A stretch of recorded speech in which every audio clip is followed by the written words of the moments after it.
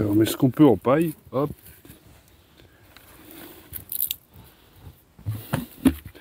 On met ce qu'on peut en paille. Petite brindille de bois. Parce qu'on n'a plus beaucoup de paille, qu'on n'a pas prévu. Oula.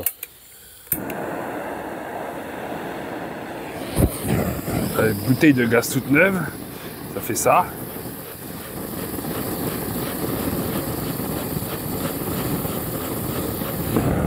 Allez, bouteille de gaz toute neuve, c'est toujours chiant.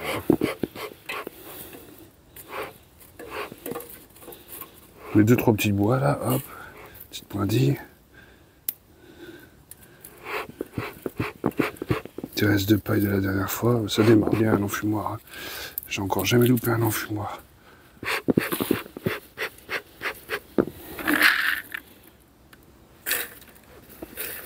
Ah merde, c'est vrai, vous êtes là. Allez, bienvenue dans cette nouvelle vidéo. Trêve de plaisanterie. Du coup, on va aller voir les colonies aujourd'hui. Donc aujourd'hui, on va poser des hausses sur des colonies qui sont prêtes à les recevoir. Le petit historique, je vous le dirai dans la vidéo, mais petit historique, c'est une colonie que j'ai créée début mai, donc la deuxième qu'on va voir dans la vidéo, et la première qu'on va voir, c'est une colonie qui a reméré au printemps, au mois de mai. Une colonie que j'avais gardée pour faire des essaims, et pour qui, pourquoi. Je vous en parle dans la vidéo, vous avez l'historique dans la chaîne, dans les vidéos d'avant. Donc je vous expliquerai ce qui s'est passé. Et je vous l'explique d'ailleurs dans d'autres vidéos. Donc là, je sais même pas si je vais vous l'expliquer. Là, le but de la visite, ça va être il y a une semaine, j'ai mis 2 cadres qu'elles m'ont étirés complètement, remplis de couvain et de miel. Et du coup, là, on va aller voir ce qu'il en est, parce que j'en ai mis 2 hier, mais c'est même pas on va aller voir ce qu'il en est, c'est on va aller poser des hausses, parce qu'on est sur la mielée de châtaignier, et que la mielée de châtaignier, elle est très forte cette année. On a eu certains printemps pas terribles, mais derrière, par contre, on va avoir une mielée d'été qui ne devrait pas être si mauvaise que ça. Peut-être pas la meilleure qu'on a eue, mais elle va pas être si mauvaise que ça. Donc on va aller poser des hausses sur ces ruches-là, qui feront pas de miel. Elles sont consacrées pour le tournesol. Hein. C'est un essaim fait au mois de mai, il va pas faire de miel sur le châtaignier. Mais par contre, le tournesol, vu comment elles ont avancé, vous allez le voir dans la vidéo, il y a moyen. Donc on met pas une ruche en production, on se dit, on a fait un essaim, un mois après, on le met en production...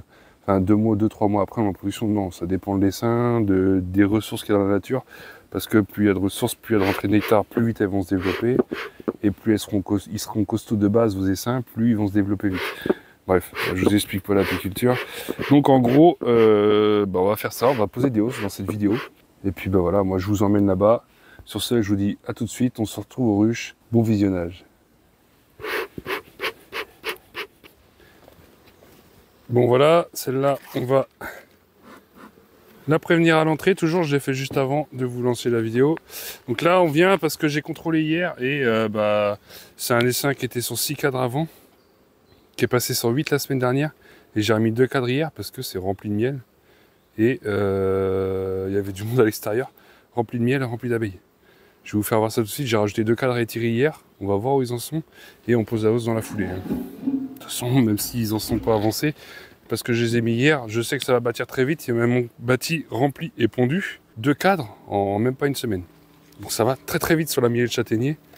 Et là, il reste à peu près, allez, je dirais 2-3 jours de mielée. Donc avant qu'elles remplissent le corps de miel et qu'elles bloquent la pompe de la reine, je vais mettre une hausse. Tant pis si elles la remplissent pas, c'est pas grave. Elles vont mettre ce qu'elles vont pouvoir dedans, c'est pas un souci, mais elles partent au tournesol. Et en plus, j'ai des cadres à bâtir dans la hausse. Donc comme ça, elles vont bâtir les cadres. Et du coup, elle sera prête pour le tournesol. Là, vous pouvez le voir, il y a du monde. Là, est-ce que j'ai la reine? Donc tant qu'il n'y a pas de hausse, on contrôle bien les couvre-cadres. Hop, je referme, je tape pour faire tomber les abeilles, qui ne tombent pas. Elles sont bien accrochées celles-là. Les fourmis, là, 2 jours d'affilée à les déloger, les fourmis, ça va être cool. Elles vont pas aimer, donc là on en fume. Et les 4 qu'on a mis hier, c'est celui-ci et j'en ai mis qu'un hier parce que oui. Donc je vous fais voir l'état de remplissage des cadres. Vous allez voir, c'est affolant. Ce qu'elles ont fait, il y avait presque rien à manger il y a 2 semaines dans celle-là, 3 semaines. Vous avez vu la tête des cadres? Donc quand c'est gonflé comme ça trompe pas. Hein. Quand c'est gonflé comme ça, c'est rempli de miel là-dedans.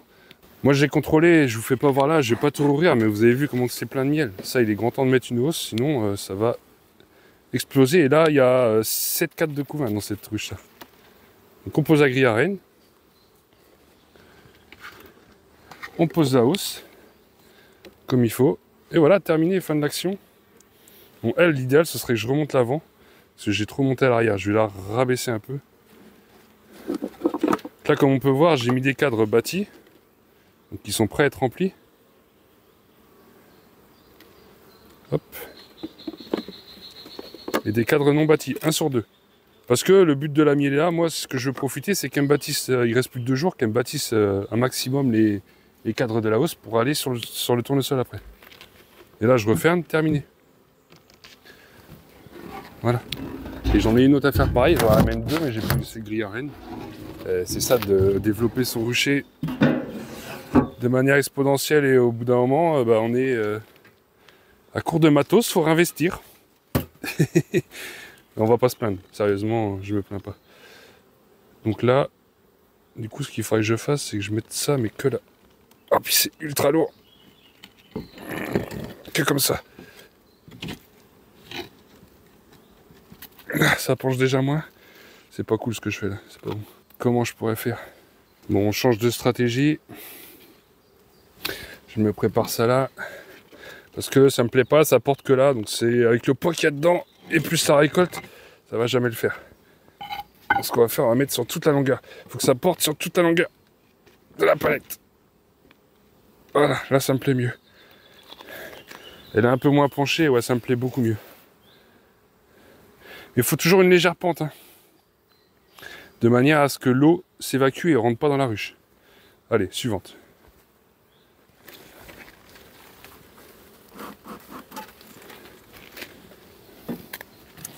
Allez, voilà, donc on attaque celle-là. Donc j'ai prévenu l'entrée de mon arrivée, j'ai déjà fait avant. Hop. Là on voit une colonie, pareil, qui va prendre sa hausse. Donc ça, c'est un essaim qui est au mois de mai. Sur 3 cadres de couvain qui ont élevé leur reine, qu'elle s'est fait féconder ici. Et là, hier, je l'ai passé comme l'autre juste avant, de 8 à 10 cadres. Sachant qu'elle m'a construit, elle aussi, 2 cadres en rien de temps. Vous avez vu? Un essaim qui est au mois de mai. C'est la reine que vous voyez dans la vidéo d'il n'y a pas longtemps, où je vous fais voir la reine sur un cadre. J'ai eu plein de beaux commentaires là-dessus. Regardez, un cadre que j'ai mis hier. Quand je vous dis que ça force. On va aller doucement parce qu'il est plein fer. On va pousser celui-là. Parce qu'il n'y a pas grand monde de l'autre côté. Il n'y a pas grand monde contre la paroi, donc on peut se permettre. Et ça, c'est un cadre que j'ai mis hier, les amis. Regardez-moi ça. Ils sont déjà en train de les tirer. Vous avez vu? C'est fou, hein? Il est déjà quasiment une bonne moitié étiré. Allez, un tiers, on va dire, parce que c'est pas tiré complètement.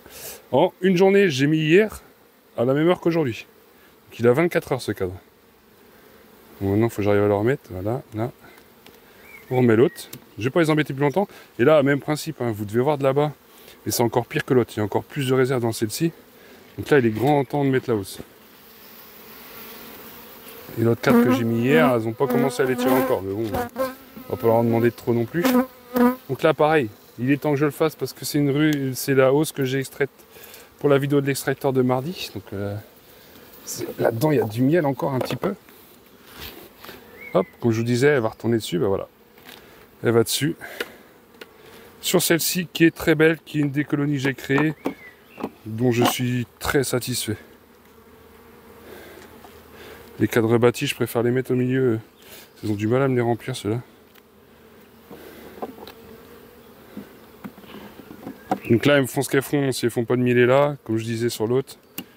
Donc l'idéal, ça aurait été que les cadres du bas, je les griffe. Je griffe le...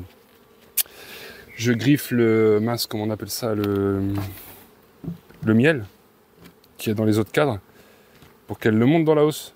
Mais je vais pas le faire parce que je suis pas pressé qu'elle fasse du miel. Hein. Et puis de toute manière, si elles ont envie, elles vont le faire toutes seules. Et même, je suis quasiment sûr qu'elles vont le faire toutes seules. Et vu que je les ai embêtées hier, je vais pas les revisiter une deuxième fois et leur rajouter une dose. Mais voilà, c'est une ruche, celle-là, pareil, on pose la hausse. Je vais vous faire une petite visite du rucher du coup. Voir où on en est. Voilà, donc vous voyez l'activité par vous-même. Hein. Ça se passe de commentaires. Ça c'est un essaim, ouais. C'est celui que j'ai créé au mois de mai, donc là il vient de prendre sa hausse. Et elles m'ont tiré un tiers d'un cadre en 24 heures. Donc ça va très très vite. Et là il reste le week-end, ils annoncent beau ce week-end. Là les seins font loupe. Récupéré la semaine dernière, pareil, hein, il y a de l'activité, il y a du pollen qui rentre. Donc tout se passe bien. Donc ils annoncent un super week-end. Donc celle-ci, qui est au sol, elle est vide, c'est celle que j'ai passée en ruche. Ça c'est celle qu'on vient de poser la hausse dessus. Je vous fais voir tout de suite l'entrée. Voilà, pareil, hein, une belle activité.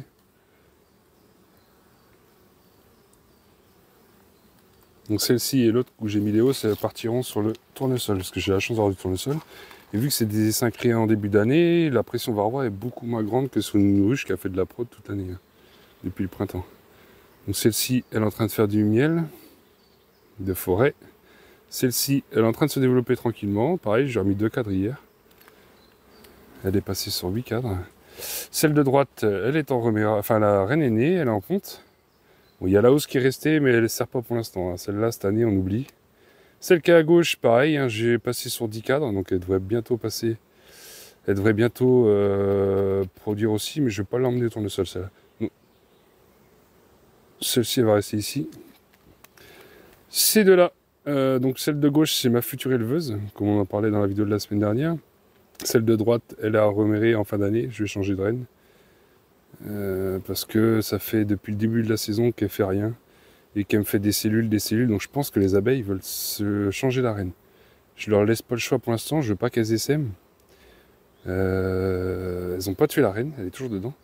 Mais je suis en train de voir pour acheter des reines en fin de saison pour mon projet d'élevage de l'année prochaine. Celle-ci, elle mériterait la hausse, mais j'ai plus de grille à reine. Donc bah, celle-ci, elle va attendre. Mais elle est moins active que l'autre là-bas. Hein. L'autre, on va pas la voir, elle est cachée derrière là-bas. On voit vite fait de la fumée là-bas où j'ai laissé mon enfumoir. Donc elle est moins active, moins rapide, mais elle est sur 10 cadres aussi. Hein. Donc elle, c'est pareil, elle va aller au tournesol. Et pour l'instant, je la laisse se développer et tirer son cadre. Le couvain est un peu moins beau que l'autre, mais il est beau quand même. Hein. Il n'y a pas de souci. Et les deux dernières, donc à gauche, ma gueuse. Donc, comme dit Léandre, big up au passage. Donc à gauche, là, ma furie, qui est à gauche, et à droite, une colonie qui est en prod aussi, et qui a un bon caractère aussi, mais ça reste correct, c'est travaillable, largement. Mais ce sera à changer l'année prochaine. Mais pour l'instant, c'est pas un souci. Celle qui est la priorité, c'est celle de gauche, là, divisée en deux. Je vous ferai suivre ça. Donc je pense que je divise en deux la semaine prochaine. Donc je divise la colonie en deux, pour essayer de faire en sorte d'avoir des reines qui sont mieux acceptées. Parce qu'il faut savoir que si on met une reine, si on tue la reine là et qu'on met une reine dans cette ruche comme ça va mal se passer pour elle. Clairement, il y a 3 chances sur 4 pour qu'elle me tue la reine, qu'elle ne l'accepte pas et qu'elle en relève une. Donc ce que je fais dans ces cas-là, je divise en deux. Je vais laisser passer un temps. Je laisserai élever dans l'autre ruche parce que je ne peux pas avoir les reines tout de suite. Voilà, je ne peux pas avoir les reines tout de suite. Donc je laisserai élever dans l'autre ruchette où il n'y aura pas la reine, une reine, pour qu'elle reprenne la ponte, que la ruche continue son cycle. Et celle-ci, je la laisse en attendant, pour qu'elle continue son cycle. Donc on sera fin d'été, fin de saison apicole. Donc elles vont rester là, et après il n'y a plus grand chose ici, de la luzerne, des fleurs de champ, mais c'est plus la production. Donc la grosse production pour cette ruche-là, c'est du colza qu'on met aux alentours au printemps, il n'y en a pas eu cette année, et du pissenlit, il y a des beaux champs de pissenlit juste à côté, comme je vous ai fait voir en début de saison. Donc elle, son but c'est division par deux, créer des essaims, échanger les reines. Mais je ne peux pas les avoir tout de suite, voilà. Je ne peux pas avoir les reines fécondées tout de suite. Je ne veux pas acheter non plus les premières venues et puis que ça ne me plaît pas. Je pars sur un élevage, je vous rappelle. Donc ce sera Tatao là, divisé en deux. Ça fera 2 essaims pour mes futurs mâles. Donc il faut une bonne souche. Vous pouvez avoir une bonne souche au niveau de vos reines, c'est-à-dire de l'œuf que vous allez prendre pour faire votre greffage. Mais si vous avez des mâles qui fécondent ça, qui sont pas terribles, ça donnera une reine pas terrible. Le mâle, je répète, de mes sources connues, la reine, enfin les futures abeilles de la reine prendront le caractère des mâles qui ont fécondé votre reine. Je ne sais pas si vous me suivez. Donc en gros, si vous avez des mâles pourris, vous aurez le même problème derrière. C'est-à-dire que votre reine, elle sera bien, une bonne souche, compagnie, mais elle sera fécondée par des mâles pourris. Donc du coup, enfin pourris, voilà, je m'entends par pourri avec un mauvais caractère, du coup ça va en pâtir sur vos futures abeilles, qui vont naître avec une génétique moitié reine, moitié mâle. Donc si les mâles sont pas bien, eh ben, elles seront qu'à moitié bien. Voilà. C'est pas plus compliqué que ça, hein. Donc voilà, il n'y a rien de compliqué, c'est de la génétique. Il faut savoir qu'il y a un mâle femelle, hein, et du coup, il faut maîtriser les deux. Il faut maîtriser votre génétique. Donc voilà, je passerai des heures devant ces ruches à les regarder voler comme ça. Pas vous? C'est super, hein, le bruit qu'on entend au rucher et voir les abeilles voler, vous voyez dans le fond là-bas, comment que ça part, ça rentre là, on sait que c'est une mielée, hein. Sinon ça vole, mais beaucoup moins vite ça. Là, ils ont un but précis, on le voit bien, hein. On voit bien comment que ça revient à fond et que ça repart à fond. Elles savent où elles vont et elles savent pourquoi.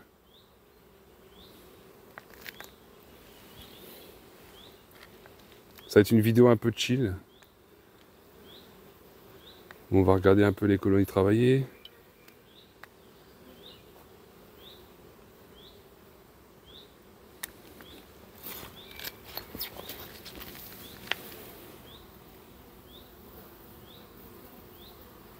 Ah, je m'en passerai jamais de tout ça. Je m'en lasserai jamais de tout ça.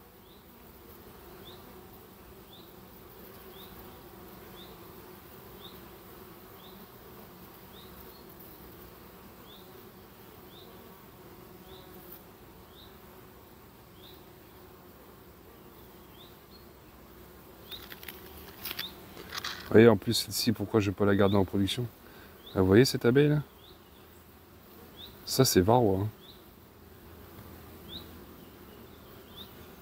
Quand on commence à les voir comme ça, c'est pas bon signe. Donc là, elle est toute rachétique, donc le varroa s'est nourri de cette abeille. Donc là, traitement d'urgence.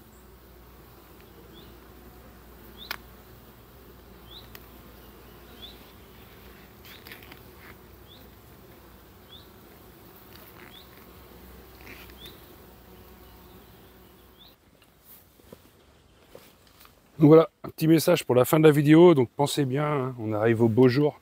C'est sûr, ce printemps-là, on n'a pas vraiment eu besoin. Tiens, faites pas ce que je viens de faire déjà. Pensez bien, moi j'ai toujours une flaque d'eau. En revenant du rucher, on éteint comme il faut.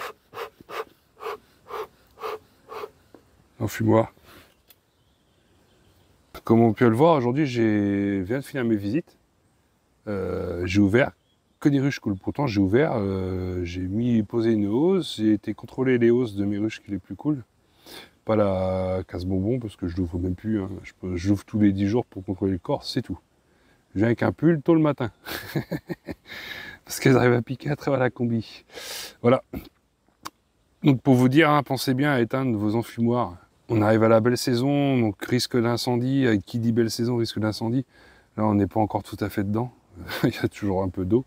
Mais voilà, on va pas se plaindre, la saison est repartie quand même. Il fait beau et bon surtout, plus qu'il pleut. Donc voilà, la tendance du printemps où il faisait que de pleuvoir, ou s'il pleuvait pas, c'était du vent. C'est derrière nous, ça a été compliqué. Mais voilà, faut passer, faut vivre avec, hein. On vit avec la nature.